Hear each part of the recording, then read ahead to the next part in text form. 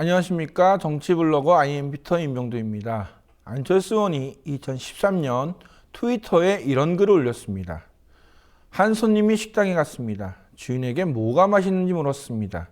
그랬더니 옆집은 맛이 없다고 합니다. 다시 여기는 뭘 잘하느냐고 물었습니다. 그랬더니 옆집은 재료가 나쁘니까 절대 가지 말라고 합니다. 손님은 나가버렸습니다. 마치 국민의당의 현재 모습을 예언한 것 같습니다. 더 IMB터 시작하겠습니다.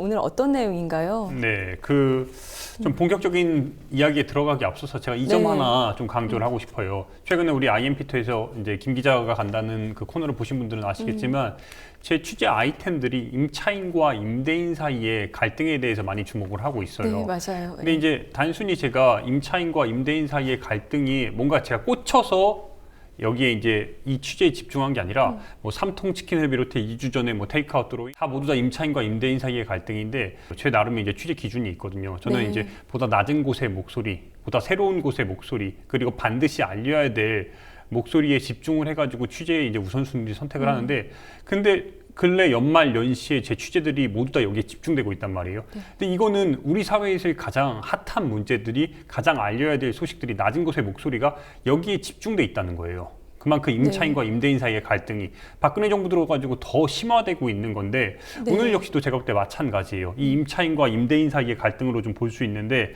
근데 단순히 한 임차인과 임대인 사이의 갈등으로만 좀 보기가 좀 어려워요.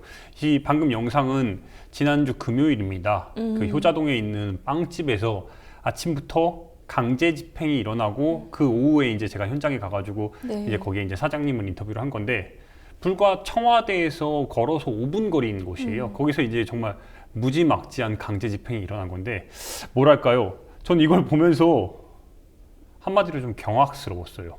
왜 경악스럽냐? 그곳에서 장사를 부모 세대부터 18년을 장사한 사람들이에요. 저곳에서. 그런데 한순간에 용역 깡패들이 밀고 들어와가지고 그냥 한순간에 다 없애버려요. 저 사람이 18년간 저기서 키워온 그 꿈과 역사성과 문화성은 그냥 무너져요. 그냥 한순간에 이 용역들. 근데 제가 놀라운 점이 바로 두 가지예요. 물론 임차인과 임대인 사이의 갈등에서 용역 깡패가 항상 등장하고 그다음에 강제 철거가 나타나는 거는 계속 나타나고 있어요. 특히 이 정부 들어서 더 심화되고 있는데, 이번에도 제가 이걸 보면서 뒤늦게 이제 현장을 알게 돼가지고 이제 현장에 가서 느낀 게, 그 영상을 보고 나서 느낀 게 뭐냐면은 두 가지예요. 첫 번째는 강제 용역 비용이 얼마로 알고 계세요? 그 영상 속에서도 제가 살짝 드러냈는데 4,200만 원이에요. 그러니까 강제 용역 반나절, 강제 철거를 하는데 드는 비용이 건물주가 용역회사에 4,200만 원을 줬어요. 그러니까요. 어마어마하죠. 어마어마하죠. 그게 너무너무 충격을 받았는데, 더 충격적인 건 뭐냐면은, 우리가 보통 영화 속이나 이렇게 보실 때 용역 깡패들은 건장한 막 이렇게 깡패들, 조폭들이 많잖아요. 물론 있어요. 그날 현장에도 있었어요. 근데 영상에서도 언급을 하셨는데 사장님이 여자들이 보이더라고요. 앳된 여자 영역들이 등장을 했어요. 깡패란 말은 제가 좀 그렇지만 이 두 가지가 저한테 너무 충격을 주더라고요. 이 사회가 얼마나 헬조선이면은, 얼마나 먹고 살기 힘들면은 이제 여자 용역 깡패들까지 등장하냐. 이건 남녀 처벌이 아니라 정말 말도 안 되는 상황인 거예요. 맞아요. 돈을 위해서라면 어디든지 갈 수 있다. 어떻게든 부려먹을 수 있다. 이런 사고방식을 극단적으로 보여준 예가 아닌가. 그 예가 정말 이게 헬조선의 완전히 정말 극단적인 모습을 보여줬다고 저는 생각을 해요. 그 점이 저한테 너무 충격적인 거예요.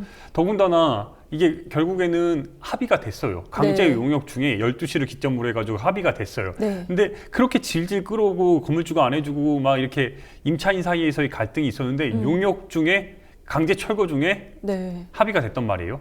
근데 그 합의된 이유를 들어보니까 합의를 해줄 수밖에 없던 상황이 반나절에 4,200만 원이 들었어요. 용역비가. 근데 그 임차인을 비롯해서 같이 연대해주는 시민사회 모임들이 같이 버티니까 강제 철거가 길어지잖아요. 네. 그러니까 용역비가 늘어났어요. 늘어나죠. 근데 그걸 감당을 주인이 그 비용을 다시는 감당을 또 못하는 거예요. 근데 합의해준 금액 자체가 4,200만보다 턱없이 적어요. 그러니까 생각을 해보면은 네. 이런 논리가 있어요. 건물주가 그 4,200만 원을 포함해서 처음부터 제대로 된 합의를 해주고 그쵸. 이 사람의 문화성과 역사성을 인정을 해줬다면은 네. 얼마나 좋았을까. 네. 근데 그 돈 자체를 임차인에게 주기 싫다는 거예요. 4,200만 원이란 돈을 용역깡패한테는 줄 수 있는데 여기단 줄 수 없다는 거예요. 어떻게 그런 사고방식을. 그러니까요. 네. 일단은 그러면은 그 영상을 네. 정말 참혹했던 그 당시의 현장을 한번 보시고 한번 일단 저희가 이야기를 들어와 이미 찍었더라. 야 너희들 몇십만 원 백몇만 원 받으려고 짓해? 젊은 미치는 보통 미치기 아니래. 남이 칠라고 번 돈을 눈 닦아 눈다리에 들어넣어가지고 뺏는 거 그거 도와주러 와 이 미친 것들아. 경찰에 놓지 마라. 물 빠져요! 그냥 도와줘라!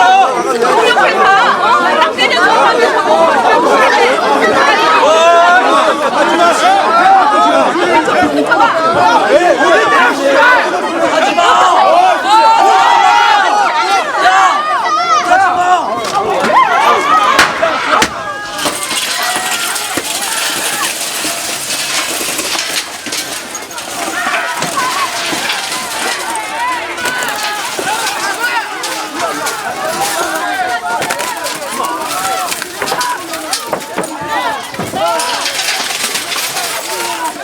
영상 보니까 진짜 정말 충격적인데요.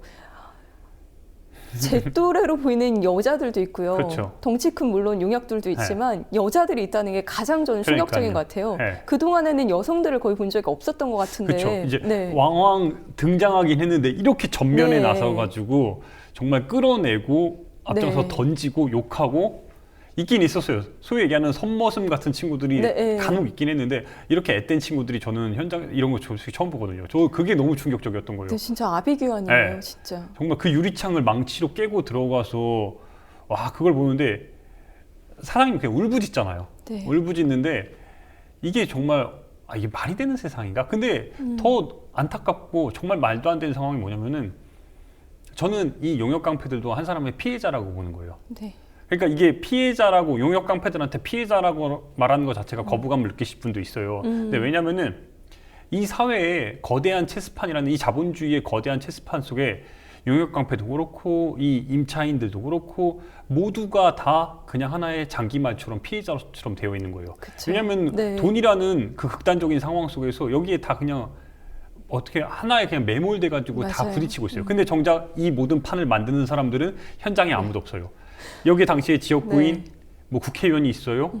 그리고 청와대에서 사람이 나와요. 바로 옆인데 네. 심지어 가장 놀라웠던 점이 뭐냐면은 이 상황을 조성한 네. 건물주가 당시에 없었어요. 부산에 어. 놀러 가가지고 이걸 전화로 보고를 받으면서 그 상황을 진두지휘라는 거예요.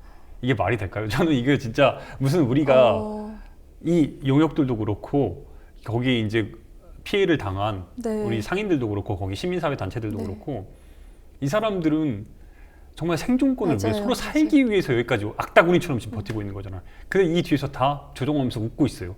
자, 저는 그래서 이 임차인과 임대인의 갈등이 어찌 보면은 제가 벌써 피터 들어온 이래로 굉장히 집중적으로 다루고 있는 문제인데 네. 이 헬조선이 벗어나지 못한 거예요. 이게 계속해서 반복되고 있는 거예요. 네. 저는 정말 구조적인 문제를 정말 문제가 확실히 있는데도 이렇게 결국 우리 서민들 힘든 사람들만 계속 반복적으로 피해를 입고 벗어나려고 발버둥을 치지만 결국엔 그 구조 안에 갇혀서 그러니까요. 벗어나지 못하고 있는. 솔직히 네. 말씀드리면 제가 여러 취재 현장을 다녔잖아요. 세월호도 그렇고 뭐 고공농성장도 가고 네. 여러 군데를 간단 말이에요. 근데 요 근래 들어서 유독 제가 임차인과 임대인 사이의 갈등 연말연시에 이걸 집중할 수밖에 없는 게 뭐냐면은 이 문제가 계속해서 이게 일어나고 있다는 거예요. 네. 근데 저는 이제 더 이상 솔직히 말하면 이 현장 그만 가고 싶어요. 네. 진짜 그 너무 마음이 아파가지고 새벽에 이제 타임라인으로 페이스북 타임라인으로 올라오는 이런 글들을 보면서 너무너무 마음이 아픈데 오후에 끝나고 가는 이유 중에 하나도 걱정됐어요. 이 사람들이 그쵸. 한 사람의 피해자로서 용역도 마찬가지고 이 당한 사람도 마찬가지고 진짜 더 이상 보고 싶지 않은데 네. 제 바람은 제가 박근혜 정부 있을 때까지 계속 유지될 것 같아요. 맞아요. 이런 현상들이 계속해서 유지될 것 같아요. 지금 여기를 비롯해서 너무 많은 곳들이 여전히 강제 집행의 위기 속에 있어요. 심지어 우리 방송에 나온 테이크아웃 드로잉도 매일매일 네. 전선 속에 싸우고 있어요. 그래서 제가 너무너무 두려워요.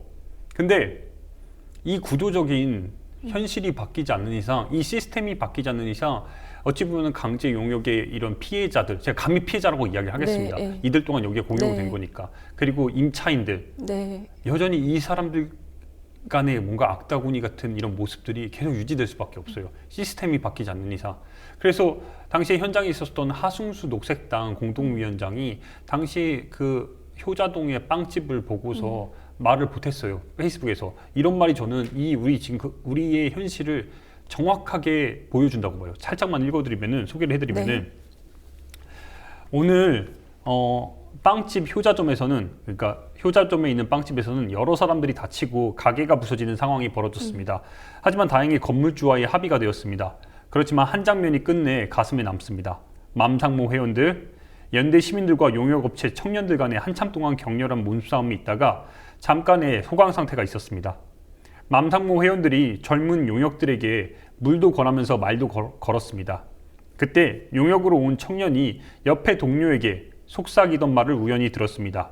조금 전까지 격렬하게 부딪혔는데 이렇게 평화로울 수 있다는 게 이상하네요. 사실은 모두 먹고 살려고 나온 사람들이었습니다. 용역으로 온 청년들도 상가 세입자들도 모두 그저 먹고 살려고 나온 사람들이었습니다.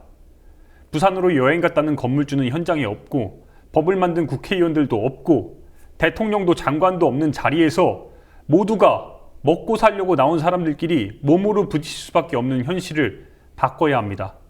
잘못된 상가 임대차법, 건물주의 손만 들어주는 법체계, 겨울에도 사람을 쫓아내는 강제 집행 관련 법들, 이런 것들을 바꾸지 않으면 오늘과 같은 일들이 또 반복될 수밖에 없습니다.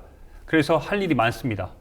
저는 이 짧은 문장 몇 개가 네. 우리 사회를 그대로 보여주고 있다고 봐요. 네, 맞습니다. 그래서 진짜 네. 2016년 가고 싶지 않아요, 저는. 그럼에도 불구하고 갈 수밖에 없는. 네. 그래서 우리들의 역할이 우리 IM피터, 국민TV, 국민TV, 네. 그리고 이런 연대하는 움직임들이 더 필요하고 네. 근간을 바꾸지 않으면은 결국에는 저는 이 사태는 계속해서 반복되리라고 봐요. 네, 맞습니다. 네. 제 개인적인 바람이 있다면 저는 김 기자가 간다 프로그램이 아예 없어질 수 있었으면 좋겠어요. 전 뭐 먹고 아무런 살아요? 문제가 일어나지 않아서 더 네. 이상 갈 곳이 없어지는 그런 날이 왔으면 좋겠습니다. 오늘도 고생 많으셨습니다. 고맙습니다. 네, 고맙습니다.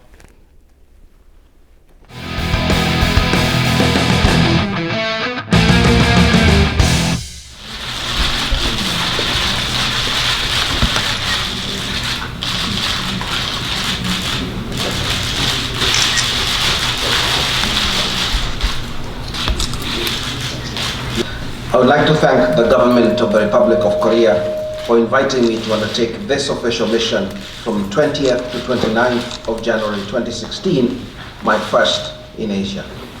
I also met with activists representing different perspectives, observed a number of protests, talked with families who lost their children in the Sewol ferry tragedy, and more. I traveled to Ansan, Sejong, Genju, and Pohang. They cite people's convenience as a rationale for restricting protests. They have also cited security challenges, particularly in relation to the Democratic People's Republic of Korea, as a reason for limiting rights. However, because the right to peaceful assembly is an individual right, the fact that a few people are violent in an assembly does not make the assembly violent under international law. Where a few people are violent, the police have the responsibility to find ways to apprehend and hold them accountable using the least disruptive means possible. The need to disperse assemblies should therefore be very rare. Undue restrictions are seeping into every stage of the assembly process in South Korea, before, during, and after. These restrictions range from formal legal constraints to more practical obstacles and are gradually reducing the right to peaceful assembly to a privilege.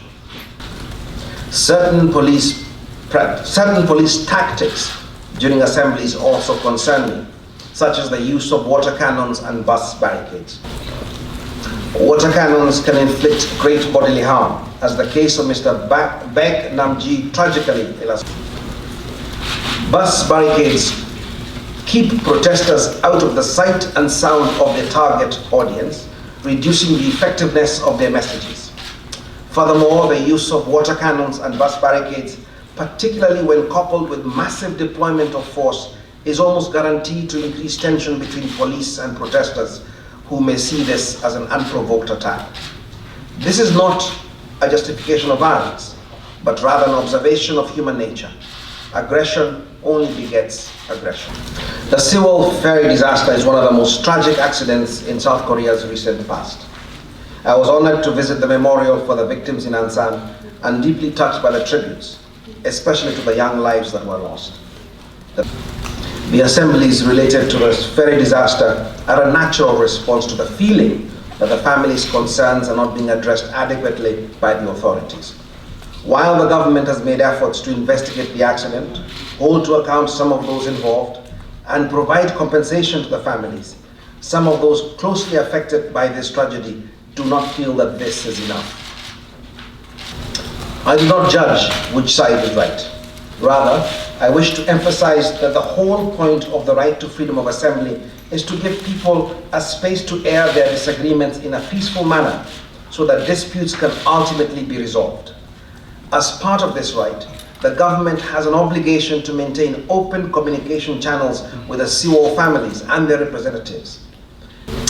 I am concerned about the recent outlawing of the Korean Teachers and Education Workers Union, KTU, because it retained 9 dismissed work teachers as members.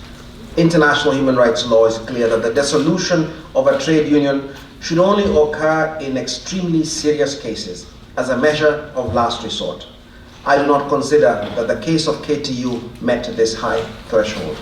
In my discussions with government, I found a palpable attitude of indifference towards the ability of workers to associate. The Ministry of Employment and Labor informed me that it is neutral towards trade unions. Yet neutrality is not good enough under international law. International law is clear that states must take positive measures to protect and foster the enjoyment of fundamental rights. 네, 마이나 키아이 유엔 특별보고관 영상, 길바닥 영상이라고 불리는데 난리가 났습니다. 온라인에서. 저도 그쵸? 생각보다 좀 네. 반응이 컸어요. 네, 오늘 보니까 약 100만 조회를 기록했는데 어떻게 찍게 되신 건가요? 찍게 된 계기는 별거 네. 없었어요. 그 어쨌든 유엔 보고관이 나와서 며칠 동안 현장을 돌아다니면서 정부 관계자들 만나고 이런 것들을 발표를 하는 그냥 정리하는 기자회견이었죠. 통상적인. 네. 근데 이게 이제 왜 이렇게 많이 봤는지는 저도 좀 많이 곰곰이 생각을 했는데 네. 하여튼 좋습니다. 많이 봤어요. 네. 근데 이 영상이 중요하다고 느끼셨으니까 그렇게 올리신 거 아니에요? 왜 이 영상에 주목하게 되신 거예요? 그 많이 보시고 네. 그 댓글에 대한 반응을 보면은 확연하게 네. 나와 있는 게 정말 그 지금 우리가 갖고 있는 현실, 우리가 집회 결사 자유에 대한 그 현실. 네. 이제 우리가 말 그대로 우리가 집회만 나가면 경찰의 대응 방식 항상 문제점들이 됐잖아요. 그쵸. 네. 그거를 유엔 보고가 아주 객관적인 시선에서 명확하게 짚어냈다라는 거죠. 그래서 너무나 우리가 이제 누군가가 좀 이런 말을 따끔하게 해줬으면 좋은데 그게 이제 유엔 보고관의 인권 보고관의 입에서 나왔다는 얘기가 굉장히 좀 충격적이었고 객관적인 시선도 있지만은 그 댓글에 보면 그런 글이 있어요. 네.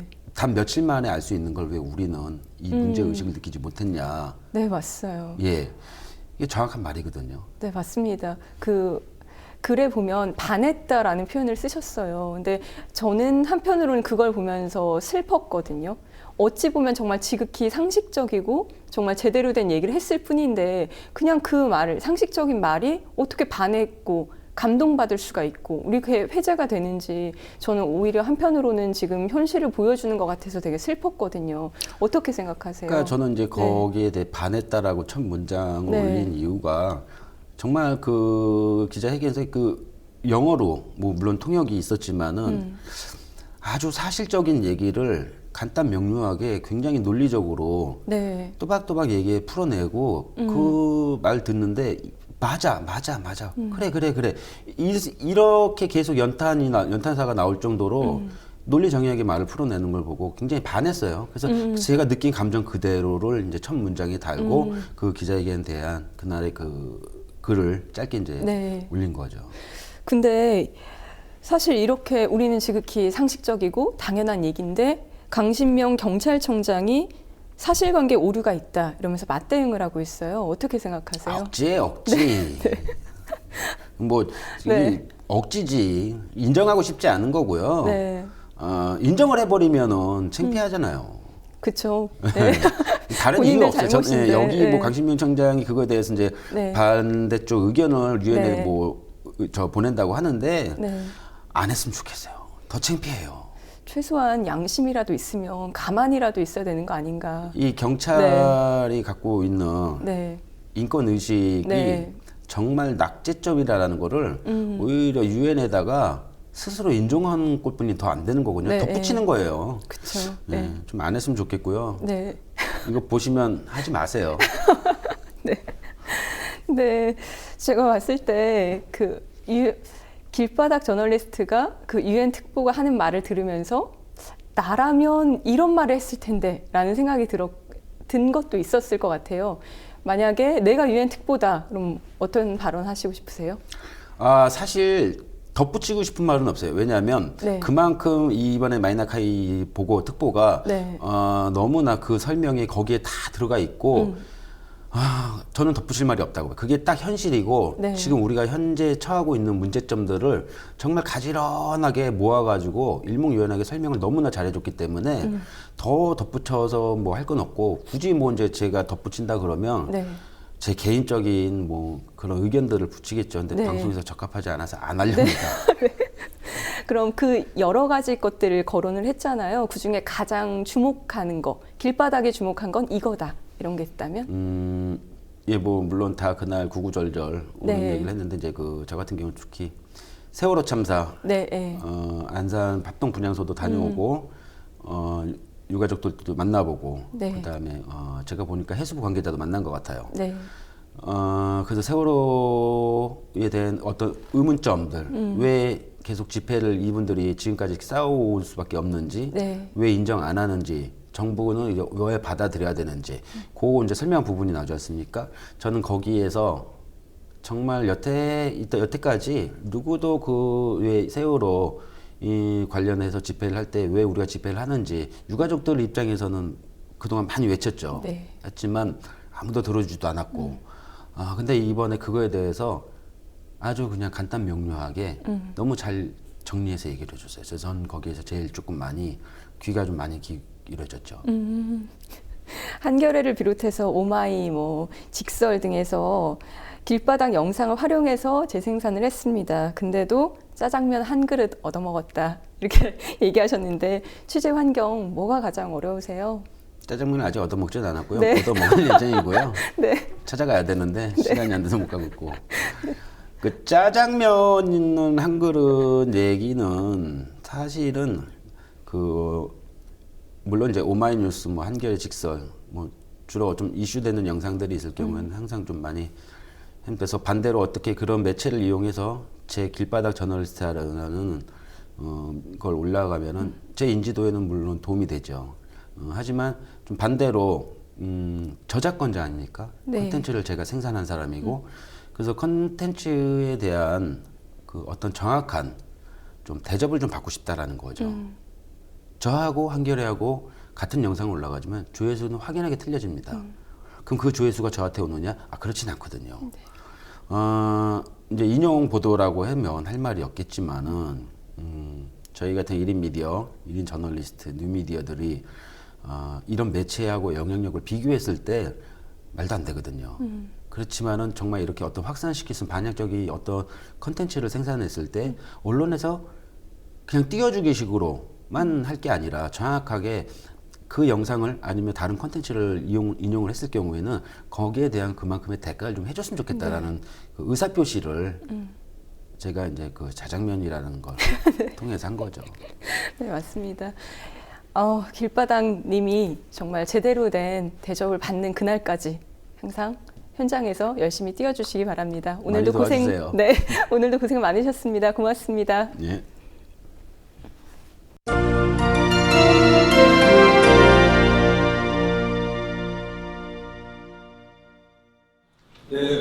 반갑습니다. 경북 구미에서 올라왔습니다. 구미을에서 그 국회의원 예비후보로 활동하고 있는 김찬영입니다. 반갑습니다. 저는 사실 이번이 첫 번째 출마가 아니고 두 번째 출마입니다. 지난 19대 총선에 출마를 했었습니다. 저는 지난번에는 가산점을 하나도 못 받고 경선에 임했었는데요.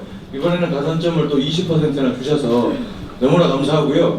우리 새누리당은 청년들에게 정말 강력한 대한민국의 정통성을 심어줘야 돼야 하는 의무를 가지고 있는 당이라 생각합니다. 자유민주주의 대한민국을 건국한 건국 세력과 그리고 공산 침략으로부터 우리나라를 지켜낸 호국 세력, 그리고 한강의 기적을 이뤄낸 우리 산업화 세력, 그리고 민주화를 일으켜낸 민주화 세력이 총 집합된 그 결정체가 바로 우리 새누리당입니다. 그로 인해 건국 대통령, 산업화 대통령, 민주화 대통령을 우리 새누리당에서 다 배출했지 않습니까? 그런데 여기 계신 우리 젊은 청년 당원 동지분들이야말로 새누리당을 지지하지 않는 사람들도 새누리당 세력으로 끌어들일 수 있는 그 원천이고 힘이라고 생각하는데 여러분 어떻게 생각하십니까?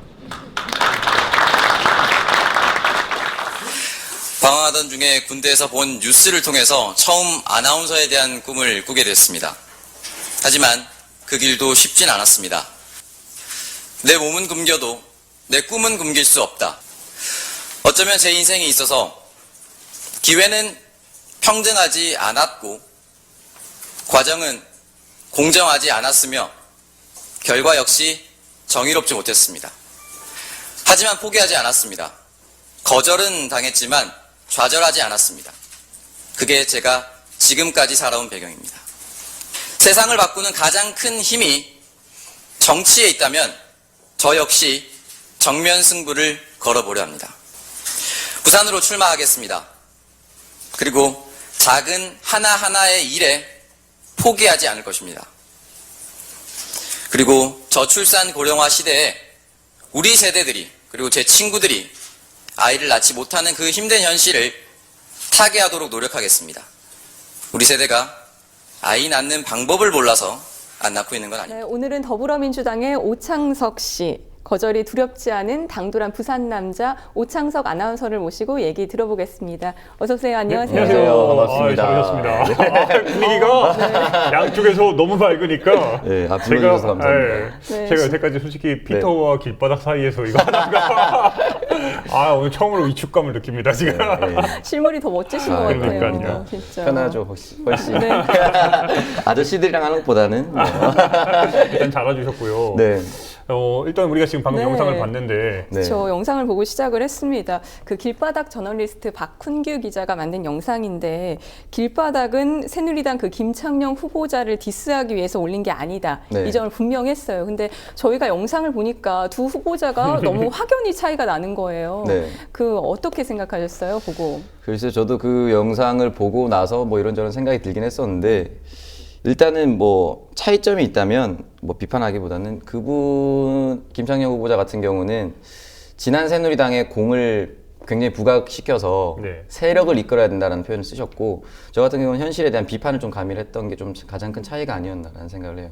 그래서 지금 이명박 정권 5년, 그리고 박근혜 정권 3년, 8년 차, 보수 정권 8년 차인데 사실 내일이 보이지 않는 그런 상황들이 연출이 많이 되고 있잖아요. 특히나 조선일보에서도 달관 세대라든지 최근에 나왔던 수저계급론, 미래가 보이지 않는 상황에서 지난 과거의 공을 부각시키는 것이 과연 현실에 필요한 것인가, 청년으로서 말할 수 있는 것인가에 대한 비판이 아마 좀 있었지 않나라는 생각을 해봅니다.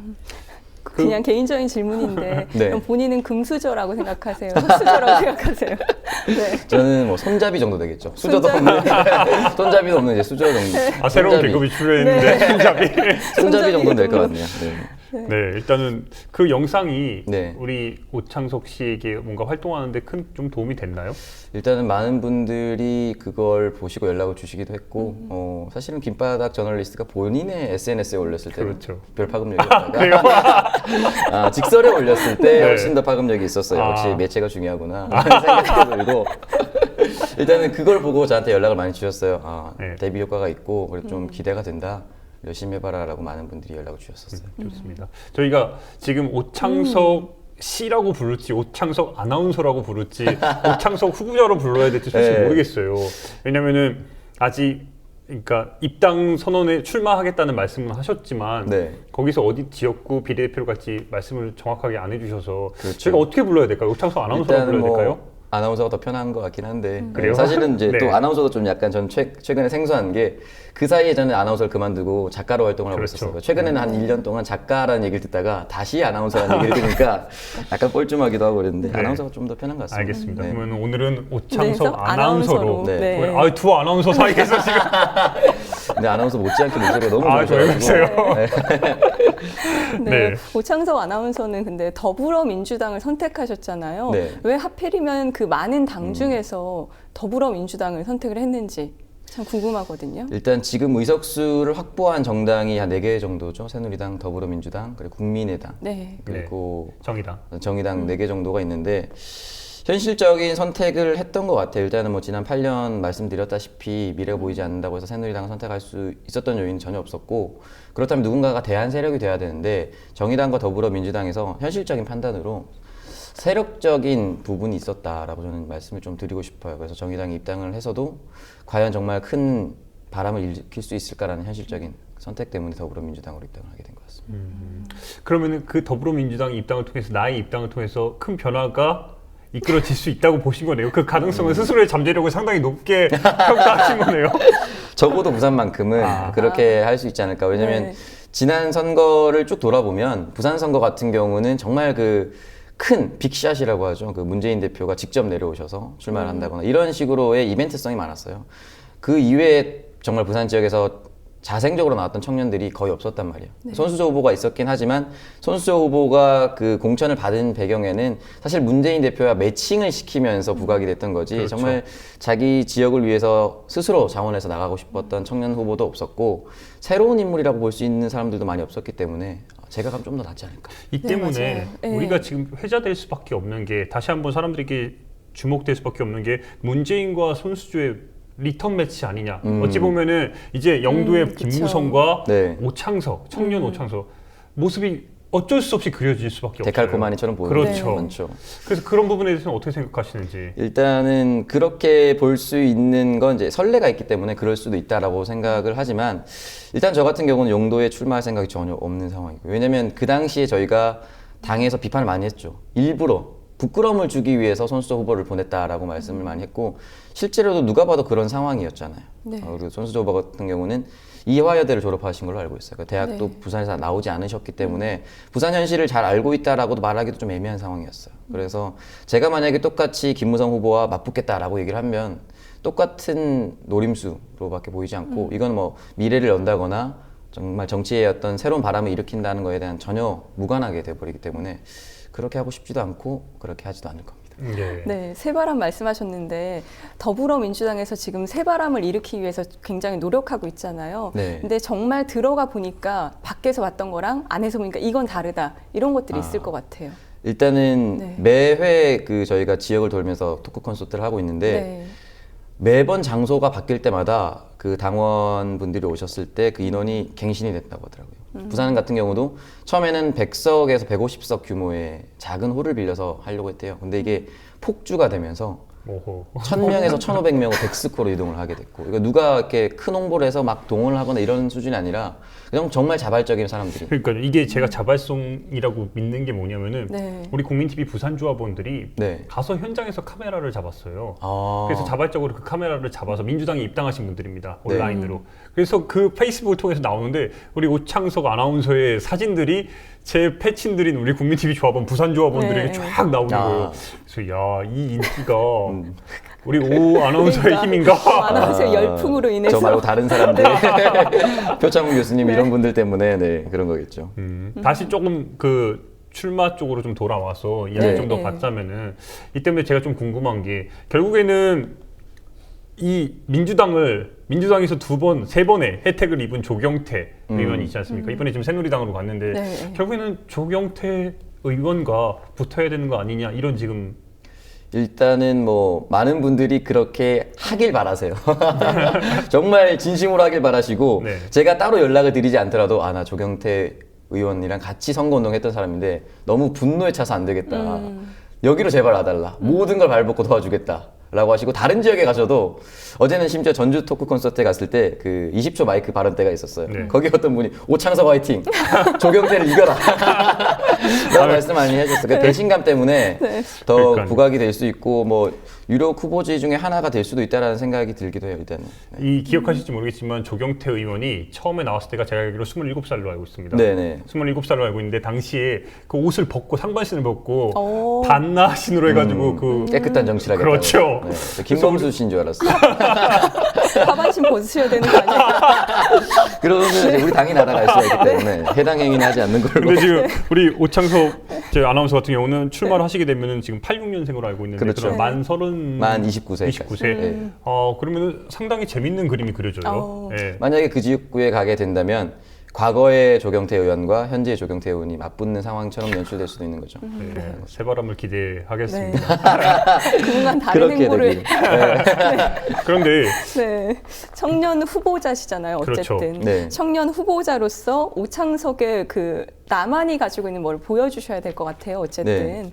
나의 무기 가장 큰 힘이라고 할까요? 뭐가 있을까요? 일단은 좀 그 다른 느낌을 주고 싶다는 게 기존의 야당의 선거는 가장 큰 슬로건이 이제 정권에 대한 심판, 그러니까 여당에 대한 심판이었어요. 그러니까 심판론이 주류를 이루었다면 저 같은 경우는 좀 미래가 어떤 세계가 될 것이다, 어떤 사회가 될 것이다라는 꿈꾸는 말을 좀 많이 해주고 싶어요. 그래서 우리가 사는 세대는 이전과는 다르다라는 걸 보여주고 싶은데 일단 세대적인 걸 분류를 잠깐 해보자면 첫 번째 세대는 산업화 세대, 흔히 말하는.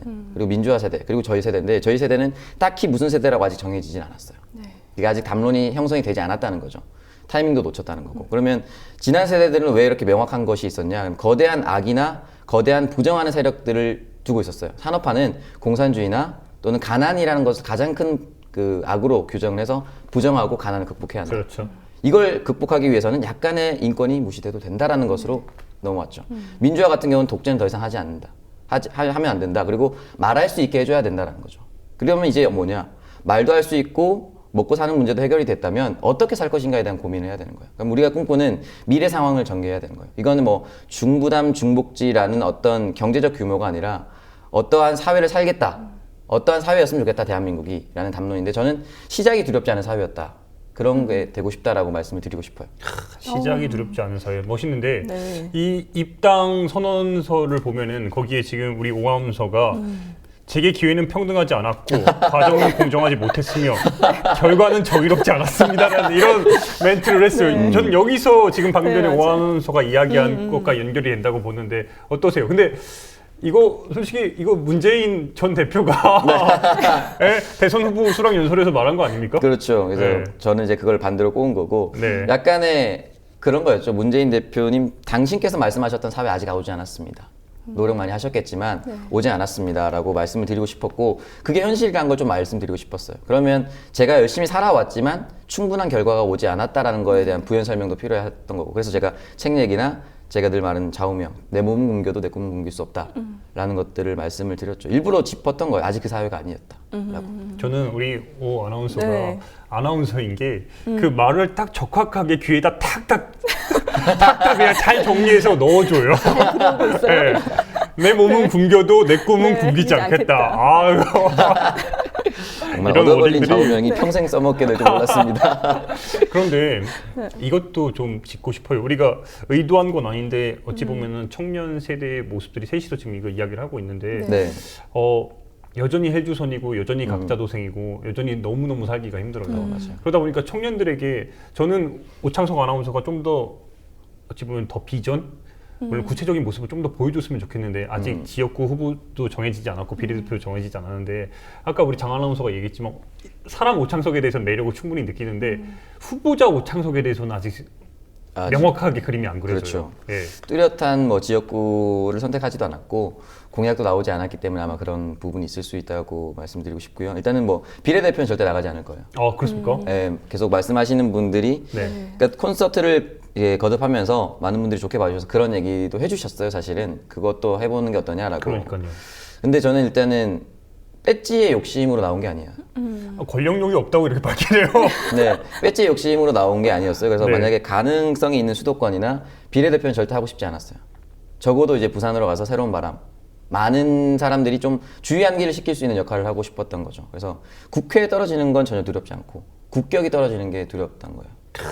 그래서 지역구에 대한 공약이 좀 나오면 아마 구체적으로 와닿지 않을까라는 생각이 들고, 개인적으로는 좀 에너지 문제에 대해서도 좀 접근을 하고 싶어요. 예를 들면은 뭐 태양열을 이용한 어떤 건물을 제가 뭐 조감도를 그려보거나 그런 게 필요하다고 좀 말씀을 드리고 싶어요. 네, 꼭 필요한 기술이기도 하고, 지금 여의도에 가보면 전경련 건물에는 유리창이 이렇게 돼 있으면 위에는 다 태양열 집전판이 있어요. 네. 그래서 자체 전력 생산이 가능하다고 하더라고요. 그래서 미래형 건축이나 미래형 에너지 대체를 하기 위한 그 대안을 좀 많이 제시하고 싶어요. 우리가 항상 탈핵과 반핵을 얘기할 필요가 없는 거예요. 대안이 있으면 그냥 그걸로 가면 되는 거거든요. 그래서 미래를 여는 쪽으로만 계속 노력을 하고 싶어요. 이 때문에 지금 어찌 보면 지금 하나의 지금 정책과 네. 공약이 나왔다고 볼 수 있는데, 굉장히 친환경적인 정책인데, 그 지역에서 물론 조경태 의원이랑 붙게 될지 안 붙게 될지 모르지만 부산을 염두에 두고 어쨌든 계십니다. 그러면은 근데 그 지역 내에서의 당협위원장들이 있고 지역위원장들이 계시잖아요. 그렇죠. 이분들과의 싸움을 어쨌든 경선을 통과해야 가능할 텐데 네. 그 부분은 어떻게 보세요? 그 정말 4, 5년씩 준비하신 분들이 거기 계신데. 그렇죠. 많이 준비하신 분들이 계실 텐데, 일단은 지역을 선택을 할 때는 당과 협의를 많이 해봐야겠죠. 그리고 지역구 주민들에 대한 선호도도 좀 조사를 해봐야 되는 게 당연한 거겠고요. 그래서 만약에 가능하다면 예비 경선을 거쳐야겠죠. 네, 당연히 열심히 정면 승부를 해보겠다라고 출마 선언문에 밝혔듯이 정면 승부를 해서 저는 이런 사람이고 이런 세계를 꿈꿉니다라고 자신 있게 말씀을 드리고, 그 분들도 준비하신 게 있으니까 그 공약 대 공약으로, 또 폐기 대 폐기대로 붙어서 결과를 잘 받아들일 수 있지 않을까. 그리고 지금 좀 신입당원들한테 좀 유리합니다. 네. 근데 이것보다도 더 큰 문제가 있을 수 있을 것 같아요. 아버지가 골수 새누리당 지지자라고 들었는데 네. 이번에 고향에 내려가시면 아버지 반대에 먼저 부딪히지 않을까 이런 생각이 가장 드는데. 큰 가장 큰 네. 문제이기도 한데, 사실 그 출마 선언문에 아버지에 네. 대한 이야기를 썼던 건 저희 아버지에 대한 이야기도 있지만 부산에 있는 모든 자녀들에 대한 상징성이었어요. 우리 세대들의 아버지와의 다른 생각들에 대한 상징성으로 썼던 표현이고, 일단은 지난 부산 토크 콘서트 때 잠깐 부산 내려갔었는데 네. 아버지가 문 열고 딱 들어오시면 하시는 말씀이 지역구 어디로 나갈 거냐. 이제 어떻게 된 상황이죠? 혼나거나 왜 그렇게 큰 결정을 상의 없이 했냐라고 꼬지람을 들을 줄 알았는데, 저희 아버지가 이제 개를 하세요. 네. 개를 하는데 10명이 계시는데 한 분만 민주당 지지자. 나머지 9분은 새누리당 지지자예요. 와. 근데 한 분이 너무 힘들었던 거죠, 정치 얘기할 때. 근데 인터넷을 하다가 제 이름이 뜨고 그 연설을 본 거예요. 그래서 바로 반가워서 전화해서 아이고 국회의원 후보 아들을 둔 아버지네라고 이렇게 붕 띄워놓으신 거예요. 그래서 아버지가 뭐냐 이렇게 해서 이제 하루 종일 이렇게 칭찬의 전화를 많이 받으셨다고 하더라고요. 제가 연락을 드리기 전까지. 그래서 아마 좀 생각이 많이 바뀌신 것 같기도 하고, 지금은 이제 설득을 하고 있죠. 왜 민주당을 선택했는지에 대한 지난 과정에 대해서 설명을 드리고 있고, 지금은 뭐 암묵적인 지지를 해주고 있는 것 같습니다. 네. 역시 피는 물보다 치네요. 자식을 이길 수가 없다는 게 말에. 네. 네. 더불어 어벤져스. 네. 어감이 좀 촌스럽긴 한데. 그렇네요. 누가 지었을까요? 네. 그럼에도 불구하고 지금 전국 투어 오늘도 보면은 지금 눈이 상당히 충혈돼 있어요. 네, 어제 새벽 5시에 그러니까요. 서울 왔습니다. 야, 전주를 들리셨다. 전국을 지금 돌아다니고 계신데 반응이 어때요? 좀 뜨겁다는 소식은 전해 들었는데. 네, 일단은 가는 곳마다 정말 많은 분들이 찾아주시고, 가는 곳마다 많은 분들이 계셔서 일정이 계속 딜레이가 되는. 그래서 정말 많은 분들이 성원을 해주셨고, 더불어 어벤져스 같은 경우는 아마 제가 알기로는 김빈 디자이너인지 표창원 교수님인지. 제가 개인적으로 김빈 디자이너 좋아하기 때문에 이걸 가면 안 되겠네. 여기 다음에 모셔야 되기 때문에. 그 두 분이 아마 네. 이름을 장명하신 것 같은데, 실제로 카톡방에도 더불어 어벤져스고 네. 이모티콘도 그 어벤져스를 그러니까. 다운받으셔가지고 계속 그것만 올리시더라고요. 그래서 네. 되게 재밌는 것 같아요. 위기에 빠진 뭐 국가를 구하겠다라는 이미지도 있고, 당원분들도 굉장히 좋아하시고, 특히나 원로분들이 계시잖아요. 고모님들께서도 오랜만에 희망을 봤다라고 말씀 많이 해주세요. 어쩔 수 없이 청년 세대, 청년 후보를 지금 좀 대표하는 자격의 위치에 올라가고 있다고 저는 보는데 네. 부담은 없으세요? 어찌 보면은 민주당이 물론 기존에 지금 이제 안신당, 국민의당으로 간 세력들이 빠지면서 많이 당이 정체성이 바뀌고 있다고 하지만 네. 구세력이 여전히 남아 있고 그 과정 속에서 여기서 청년의 대표로서 지금 들어간 거고 새바람을 일으키려고 하는데 그런 포부도 밝히고 있는데 네. 적지 않은 부담이 느껴질 것 같은데. 지금까지는 솔직히 말씀드리면 부담은 전혀 없어요. 저는 그냥 지금은 기대만 하고 있는 상황이고 지난 그 총선 투표율을 보면은 50대 이상, 60대 이상이 한 68%, 30대 미만이 한 38%밖에 되지 않는다는 거죠. 그래서 저는 정치인이 이런 정치를 하겠습니다. 당신의 정치인의 포부가 뭡니까? 라는 질문을 받는 건 이제 끝났다라고 저는 생각을 해요. 반대로 내 친구들에게 우리는 어떤 세상을 꿈꿔야 될까라고 질문을 던지고 정치인은 이제 대리운전 기사가 돼야 한다고 생각을 해요. 차의 주인이 아니에요. 대리운전 기사로서 핸들을 잡고 어떤 목적지를 원하세요라고 얘기를 듣고 저희가 그걸 안내해주는 역할을 해야 된다. 다만 안내하는 목적지에서 이쪽에는 지름길이 있으니까 이쪽으로 더 가는 게 어떨까요? 또는 여기는 사고가 났으니까 돌아가는 건 어떨까요? 라고 말씀을 드릴 수 있는 상황이 돼야 되고 아직 정치에 관심을 가지지 않았던 청년들이 많고 아직 새로운 바람을 보지 않았던 어른들이 많았기 때문에 제가 할 수 있고 기대를 많이 비출 수 있는 역할을 하고 싶다. 그 새로운 바람을 지금 말씀을 하셨는데 청년들이 느끼기에 대한민국은 새로운 바람이 여전히 느껴지진 않아요. 근데 제가 알기로는 우리 오창석 아나운서 같은 경우는 호주에서의 경험도 있고 거기서 워킹홀리데이도 하고 그다음에 뭐 사기도 좀 당하고 영국 가서 장하성 교수도 만나고 이랬는데 뭔가 우리나라보다 보다 선진적인 문물을 많이 보고 오고 청년들이 특히 저도 호주에서의 경험이 있기 때문에 호주에서 청년들이 보면 굉장히 자유롭게 여행 다니고 자유롭게 돈 벌고 학교 안 가도 되고 이런 모습들을 느끼고 있잖아요. 사회적인 제반 시스템이 있기 때문에. 네. 우리나라는 어떻게 보세요? 뭔가 이것만큼은 돼야 된다. 이것만큼은 이루어져야 청년들이 자유롭게 행동할 수 있는 그런 기틀이 마련될 것 같은데. 제가 꿈꾸는 그 시작이 두렵지 않은 사회의 네. 그 현실의 모습을 한 문장으로 정리해서 말씀드리면 오늘을 살아가는 우리들에게 최소한의 현실을 지켜줄 수가 있고 내일을 살아갈 우리들에게 최대한의 미래를 열어줄 수 있어야 된다라고 말씀을 드리고 싶어요. 그러니까 최저임금이 낮아서 올려줘야 한다라는 말보다는 네. 큰 대명제에서 최소한의 현실을 지켜줘야 된다. 라는 의미에서 이제 최저임금이나 다른 월급에 대한 부분을 건드려야 되는 거고 우리가 지금 경제민주화가 다시 화두로 떠오르고 있잖아요. 김종인 위원장을 영입하시면서 이게 왜 중요하냐면은 내가 아무리 노력을 해도 다른 대기업들이 뭐 단가 후려치기를 한다든지 규제를 해버리면 최대한의 미래가 열리지 않는 거예요. 그러니까 우리나라는 보면은 뭐 10대 재벌에 창업자가 없는 거죠. 그러니까 아래도 막혀 있고 위도 막혀 있으니까 너무 힘든 거예요. 근데 그걸 극복해야 이거를 저는 우리 오창석 아나운서에게 개인적으로 좀 짓궂게 여쭤보는 네. 이유 중에 하나가 녹색당하면 떠오르는 게 기본소득 40만 원, 사회당하면 떠오르는 게 이제 뭐 최저임금 10,000원. 근데 우리 오창석 후보자 같은 경우는 꿈을 포기하지 않겠다는 그 어찌 보면 뭐라고 할까요? 멘토링 서적 같은 그런 느낌이 죄송해요. 그런 느낌이 좀 분류가 자기 개발로 돼 있어요. 네, 그렇게 돼 있기 때문에 저는 우리 오 아나운서가 더 큰 정치인의 모습, 우리 청년들의 바람을 담기 위해서는 더 적확하고 명징한 정책을 보여줘야 되지 않을까. 그런데 제가 생각하기에는 네. 오창석 후보자보다 아나운서보다 지금 더불어민주당 자체에서 내걸고 있는 그 캐치프레이즈라고 할까요? 네. 뭐 그런 게 명확한 게 저는 그렇죠. 안 나와 있다고 네. 생각하거든요. 아직은 명확하지 않죠. 그러니까요. 네, 왜냐하면 그거를- 계속 축제나 사람들이 즐거움을 통해서 오고는 있는데 즐거워요. 저는 너무너무 요즘에 더불어민주당이 네. 성장하고 있는 변화하고 있는 네. 모습이 즐거운데 네. 그럼에도 불구하고 불안해요. 네. 이 허상이 언제쯤 툭 꺼지지 않을까? 정책이 나오지 않는 이상. 그 부분에 있어서 혹시 저희를 통해서 저희 방송을 통해서 이제 슬슬 모습을 일단 보여주셔야 뭐- 되지 않을까? 명확한 수치로 말씀을 네. 드리긴 조금 애매한 것 같아요. 뭐 최저임금이 10,000원이 된다, 뭐 20,000원이 된다 이렇게 말씀을 드리긴 조금 어려운 것 같고 사실 네. 아직 불명확한 건 저도 사실이라고 생각해요. 네. 최근에 네. 냈던 그 경제 해법도 더불어 성장론이라든지 네. 소득주도 성장론 같은 것들이 사실 국민들한테 바로 네, 바로 와닿진 와닿기는 않아요. 네. 어렵잖아요. 그래서 그 호주에서 느꼈던 걸 좀 말씀을 드리면 거기 이제 정육점 하시는 네. 친구가 있었어요. 동갑이었는데. 정육점을 해요? 네, 정육점을 해요. 그냥 가업이래요. 그래서 네. 우리나라로 치면 상당히 어떻게 보죠? 멸시받는 직업일 수도 있잖아요. 네. 존중받는 직업은 아니잖아요, 솔직히. 그래서 이 친구도 그냥 저도 그런 선입견으로 생각을 하고 있었는데 집에 갈 때 벤츠를 타고 가더라고요. 그래서 정육점 친구인데 잘 사나 봐요라고 제가 일하는 사장님한테 말씀드리니까 연봉이 1억이 훨씬 넘는다고 그렇게 얘기하시더라고요. 그래서 저게 사회적인 제반 시스템이 잘 갖춰져 있기 때문에 저럴 수가 있구나. 그러니까 직업적인 존중을 스스로 가질 수가 있는 거예요. 그렇죠. 나의 먹고 삶에 있어서 문제가 되지 않으니까. 그런데 우리나라는 그게 안 되는 거죠. 정육점을 운영을 하면은 최저임금도 안 될 뿐더러 사회적인 시선도 좋지 않아요. 저는 이 두 가지가 같이 해결이 돼야 된다. 조금 뜬구름 잡는 말씀인 것 같지만 저는 김구 선생님이 말씀하셨던 높은 문화의 힘을 가진 나라가 되어야 한다고 생각을 해요. 그 거대한 목표를 두고 아래의 법률적인 문제는 하위 개념이라고 저는 생각을 하거든요. 그래서 수치적으로 말씀을 드리기는 조금 애매한 부분이 있죠. 지금 다음 기대하겠습니다. 준비해야겠죠. 이제 좀 이제 네.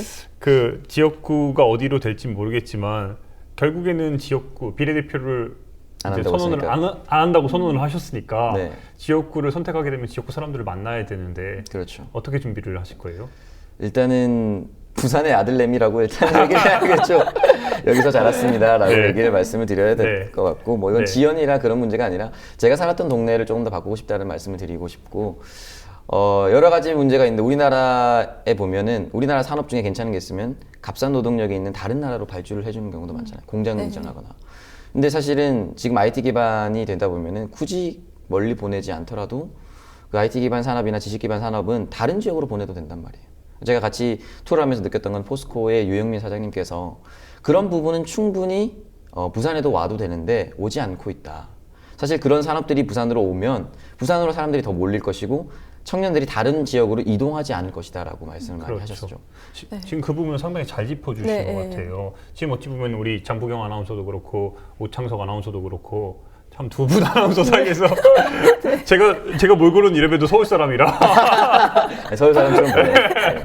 근데 우리 장하나 같은 경우는 대전 사람이고 아. 우리 지금 오하나 같은 경우는 부산 사람이란 말입니다. 근데 우리는 지금 서울에서 네. 일하고 서울에서 생활하고 있어요. 이게 바로 지금 지역에 네. 일자리가 부족하다는 걸 그대로 보여주고 있는 것 같은데 네. 그 부분에 있어서 뭐 비전은 없으세요? 뭐 새로운 갖고 생각하시는?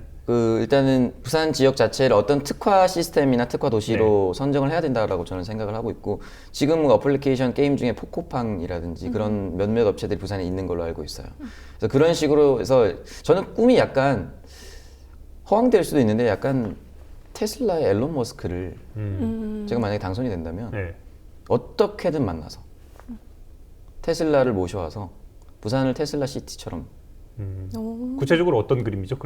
그러면은 일단은 불굴에 도전하는 거죠. 어쨌든 그분이 만들었던 게 물론 해외 화성을 탐사하겠다, 뭐 화성을 뭐 콜로니로 만들겠다 이런 거 있는데 계속해서 지금에 있는 상황이 아니라 내일을 계속 꿈꾸는 거죠. 지금 또 발명했던 게 그 진공열차라고 했던 것도 발명을 했고요. 그리고 전기차를 이미 생산해서 미국은 다 대중화가 됐잖아요. 그런 부분을 선도적으로 할 수 있는 상황을 좀 부산에서 만들고 싶어요. 결국에는 부산만의 좀 경쟁력을 네. 갖춰야 된다는 건데 기존의 부산만의 경쟁력이 없었던 건 아니잖아요. 약간 네. 그 흔히 말하는 산업화 세대 중공업 위주로 머물러 있죠. 지금 말씀드리면 부산 하면 떠오르는 이미지가 관광이 있고 그렇죠. 그리고 동부가 물류항만의 중심지라고 말씀을 네. 많이 하고 있는데 이 배라는 사업은 좀 확장성이 어렵죠. 배도 만들지 않을 뿐더러 배에 종사할 수 있는 사람들이 많지는 않아요. 아무리 몇만 톤이라 하더라도 실제로 승선하고 있는 사람들은 50명 내외거든요. 네. 더 이상 고용 창출이 될 수 있는 부분도 아니고 그렇다고 해서 컨테이너를 만드는 일을 할 수도 있는 것도 아니잖아요. 그래서 고용 창출하고 작은 공간에서도 많은 사람들이 활동할 수 있는 그런 걸 열어주는 도시를 만들고 싶어요. 저는. 부산 지역구 말씀하셨으니까 이제 지역구 국회의원이 되시면 어쨌든 지역 구민들을 위한 정치를 해야 된단 말이에요. 그러면 그렇죠. 지역 이기주의랑 저는 어떻게 보면 충돌을 할 수도 있다는 생각이 들어요. 국회의원을 하다 보면. 그렇죠. 그럴 때 어떻게 해결하고 싶으신지 저는. 일단은 그 세 분배가 좀 첫 번째가 네. 필요하다고 생각해요. 지금 부산이 제2의 도시라고 하지만 실질적으로는 예전엔 400만이 깨진 지가 꽤 오래됐어요. 400만 인구가 깨진 지가 꽤 오래됐고 네. 공장들 같은 경우는 사상공단 같은 경우는 양산이나 김해로 많이 빠져 있어요. 장유나 기장으로 빠진 경우도 많고 그러다 보니까 인구 유출이 너무 심한 거죠. 네. 그리고 다시 부산으로 모은다는 것 자체가 동반 성장할 수 있는 기회라고 저는 생각을 해요. 주변에 있는 제조업과 IT 기반의 지식 서비스 산업이 함께 할 수 있는 부분이 있다라고 저는 생각을 하고 서울도 마찬가지라고 생각을 해요. 서울에 있는 괜찮은 기업들 위성 도시들에도 그 연결할 수 있는 흔히 말하는 뭐 판교, 테크노밸리라 이런 것들이 사실 동반 성장할 수 있는 계기를 마련하고 있는 거잖아요. 그래서 지역의 인구 재분배도 될 것 같고 그리고 또 하나의 확장성을 꿈꿀 수도 있다라고 저는 그렇게 생각합니다. 네, 근데 혹자는 이런 말을 했습니다. 핫하게 붙어보고 지면 쿨하게 사라지겠다. 오창석 아나운서 어떠세요? 네. 저는 마그마같이 붙고 바람처럼 사라지겠습니다. 아니 그 말씀은 네. 그러면은 예를 들어서 이번에 지게 되면은 정당인으로서의 삶은 안 하시겠다는 거예요? 그런 뜻이 아니라 뭐 승복을 하겠다는 거죠. 결과에 승복을 깔끔하게 하고 관상에 보면은 이제 사람들은 파도만 보지 사실은 파도를 일으킨 건 바람이라고 얘기를 하잖아요. 네. 그 바람을 잘 이어가겠다는 뜻이죠. 아까도 말씀드린 네. 새바람과 같은 연관된 말.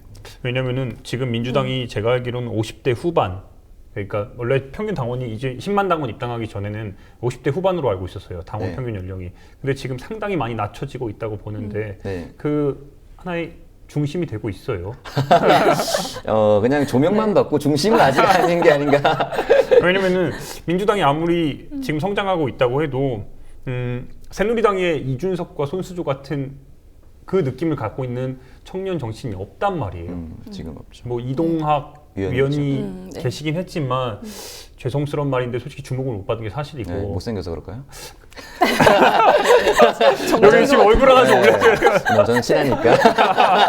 그러니까요. 개인적으로 이동학 위원 때문에 민주당에 이렇게 오게 됐다는 이야기도 들었는데. 네. 그렇죠. 조금 다시 한번 이제 좀 마무리하는 식으로 네. 해서 다시 초심으로 좀 처음으로 돌아와야 될 것 같아요. 민주당을 선택을 했습니다. 네. 그리고 민주당은 어쨌든 제일 야당이고 정말 정권을 창출하기 위한 집단인데 창출하려고 하는 그런 시도하는 집단인데 거대 야당인데 여기서 오창석 후보자 오창석, 아나운서 오창석, 그리고 인간 오창석, 청년 오창석으로서 어떤 점을 이루고 싶으세요?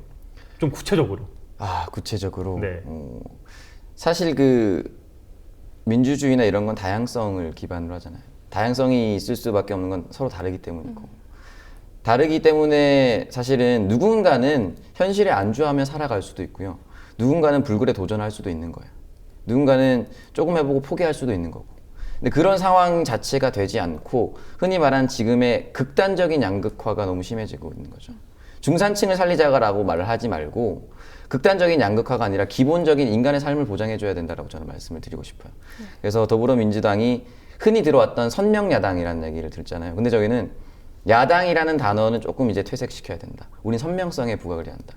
어떠한 삶을 꿈꾸고 국민들이 저희 당을 선택을 해주셨을 때 이런 국가에서 이런 사회에서 살아갈 것이다라는 거 선명성에 더 주목을 해야 된다. 이 선명성은 아까 말씀드렸듯이 거대한 악을 규정하는 것이 아니라 우리가 꿈꾸는 사회를 조명을 해야 된다라고 말씀. 제가 정말 좀 죄송스러운 말인데 네. 한 가지만 더 여쭤보면 시간 관계상 좀 죄송한데 저도 하나만 더. 저는 계속해서 그 여러 지금 정우천 비서관까지 해가지고 네. 20명의 그쵸?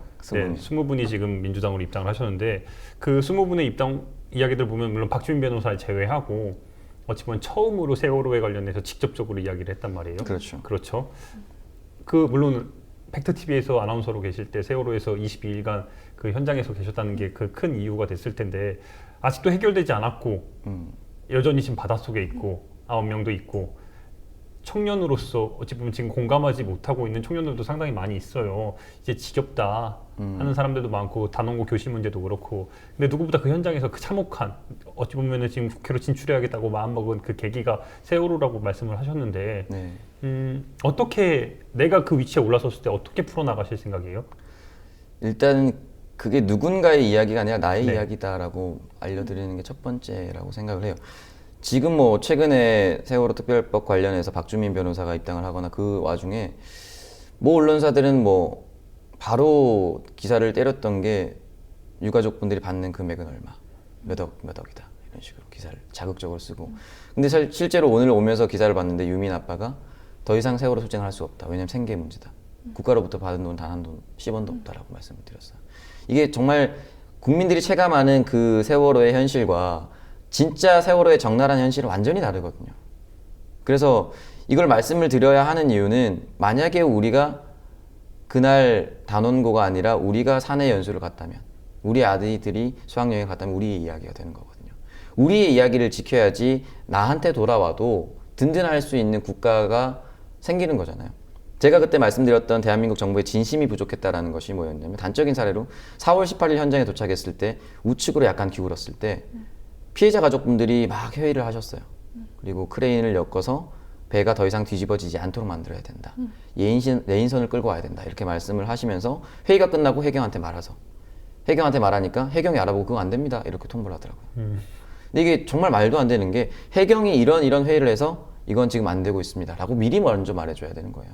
그렇죠. 완전히 상황이 역전이 됐던 거예요. 그래서 권력의 공백 그 이상의 진심의 공백이었다라고 말씀을 드리고 싶어요. 누구한테나 일어날 수 있는 일인데 우리는 그 상황에서 국가의 어떤 진심도 볼 수 없었고 국가가 우리를 도와줄 수 있구나 이런 위기에서도 든든한 지원군 대주겠다라는 그 어떤 것도 느낄 수 없었기 때문에 계속해서 사실은 실제로 피로감을 느끼시는 분들이 많아요. 그래도 계속 설득을 해 나가야죠. 알겠습니다. 기대 많이 하겠습니다. 네. 마지막으로 발언 네. 기회 한 번 더 드릴게요. 여러 가지 알려진 것들이 많아요. 근데 이 중에서 정말 이렇게 알려지고 싶다, 아니면 이 부분은 정말 고치고 넘어가고 싶다, 이런 거 있으실 것 같아요. 잘못된 거 있으면 속 시원하게 말씀하세요. 그러니까요. 제가 네. 여자친구도 여쭤봤던 게 아니 곳곳에서 여자분들과 찍은 사진들이 계속 올라오는데 없다고 이렇게 말씀을 하시니까 선거가 끝나고 생겼으면 좋겠네요. 낙선하면 아마 안 생길 것 같고 재산이 또 공개해야 되기 때문에 재산이 없거든요. 그래서 저한테 딱히 바로잡을 부분은 없는 것 같아요. 지금 뭐 비춰지는 모습이 그대로인 것 같고 다만 두려운 거는 어떻게든 제 당선 가능성이 높아지면 어떤 것이든 꼬투리를 잡을 것이다. 분명히. 그걸로 인해서 지금 제가 가지고 있는 새로운 바람에 대한 모습이 좀 퇴색되지 않았으면 좋겠어요. 적어도 이 방송을 보시는 분들은 좀 이해를 해주셨으면 좋겠다고 생각이 드는 게 지난 대선 때 대통령이 NLL을 팔았다라고 공격을 했잖아요. 근데 시간이 지나서 윤상현 의원이 설마 대통령이 그랬겠어? 라고 슬쩍 넘어갔단 말이에요. 네. 그 정도까지의 발언을 꼬투리가 아니라 이거는 정말 뒤집어 씌운 거잖아요. 저한테도 분명히 그 어떤 공격이 올 거예요. 분명히 올 거예요, 아마. 뭔지 몰라요. 뭔지 몰라서 기대도 되고 두렵기도 한데 거기에 있을 때 저를 조금 믿어주시라고 말씀을 드리고 싶습니다. 그때 다시 나와서 해명을 해주시면 그렇죠. 네. 오늘 또 나름 네. 경쟁사였는데 이렇게 또 만나 뵙게 돼서 좀 반갑습니다. 네, 오늘 나와주셔서 감사합니다. 앞으로 총선에서 부산 사나이다운 모습 기대하겠습니다. 고맙습니다. 네, 몸 챙기시고 네, 고맙습니다. 감사합니다. 고맙습니다. 네. 황진아 새누리당 사무총장은 당직자 채용 면접에서 이 중에 데모해본 사람이 있느냐? 새누리당은 데모해본 사람이 없는 당인데 데모에 대해 어떻게 생각하느냐는 질문을 던졌습니다. 김문수, 김무성, 박근혜 모두 거리에서 노동탄압, 육신민주항쟁, 북핵 규탄, 사학법 반대 등의 시위를 했던 사람들입니다. 이들의 시위는 데모가 아니었단 말입니까? 헌법에 보장된 집회 결사의 자유를 오로지 자신들만 누려야 한다는 편협한 황진아 사무총장의 마음이 새누리당의 정체성을 잘 보여주고 있다고 봅니다. 사상 검증을 요구하는 새누리당이 과연 민주정치의 건전한 발전에 기여함을 목적으로 하는 정당법을 제대로 지키는 정당인가 하는 의문이 들었습니다. 앞으로 새누리당은 채용 공고를 낼 때 반드시 데모나 시위 경력자는 합격이 취소될 수 있다는 문구를 넣으시기 바랍니다. 더 IM부터 시청해주신 조합원과 시청자 여러분 고맙습니다. 새해 복 많이 받으시기 바랍니다.